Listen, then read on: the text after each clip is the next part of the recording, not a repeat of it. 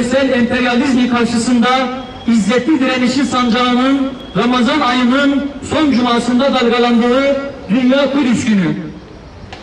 Kudüs ve Mescid-i Aksa Hz. Muhammed'in miraca çıkarken hem hamdolsun ve doğasıyla şereflendiği Müslümanların 3. harem-i şerifidir. İlk kıblemizin ve onun çevresinin mübarek kılındığı toprakların yani Kudüs'ün Siyonist işgalden kurtarılması hepimizin boynunun borcudur. İslam dünyasının aydınlık günleri Kudüs'ün işgaliyle yerine karanlık günlere bırakmıştır.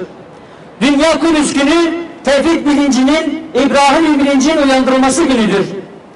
Kudüs'ün özgürlüğünü savunmadan ne özgürlük ne insan hakları savunuculuğu yapılamaz.